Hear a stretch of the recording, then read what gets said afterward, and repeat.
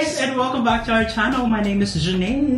I'm Miley. For today's vlog ay papanoorin natin ang up-close and personal video ng ating Miss Universe Philippines Bantayan Island, that is Jovel Manggubat Dukay. This is a personal interview challenge. So ang mananalo sa challenge na ito with the most number of votes sa Miss Universe Philippines app automatically papasok sa semifinals. To vote for Jovel, ayan, kailangan nyo lang i-download yung Miss Universe Philippines app, tapos go to the challenge vote tab.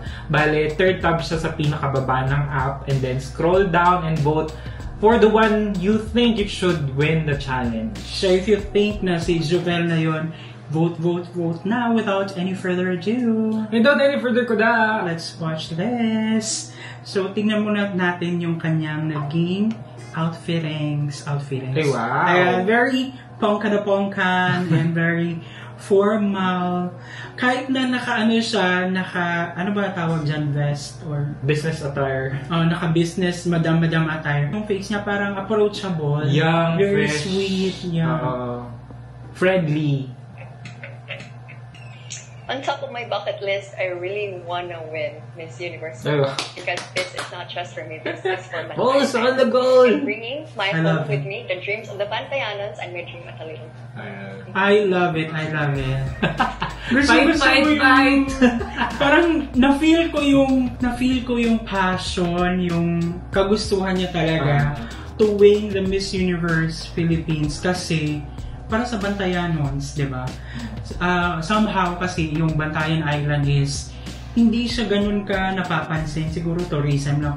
Yung parang may mga ganun kasing lugar parang napapansin mo lang siya kasi nagagalaan mo siya for leisure. But then you don't know kung ano yung pinagdadaanan ng mga locals doon. So yeah, I feel like competitive talaga. fight all the way. I'm a very loving and a pamaraygon type of a baby girl of my dad. I'm also a loving and a very paragon baby girl of my mama.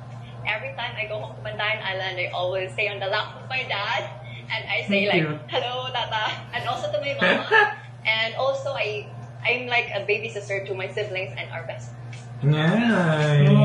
Nice. Parang kaya ang sweet niya, no? So true talaga yun na yung kung ano yung nakikita mong aura sa kanya na sweetness, it's a genuine type of sweetness. Kasi yung kanilang bahay is overflowing with love, security, and care. Parang ako naman, I love those, how to say that, yung snippets of life ni Jovel. Lalo na yung kung paano niya i-interact sa father niya, yung ipakita yung sweetness niya.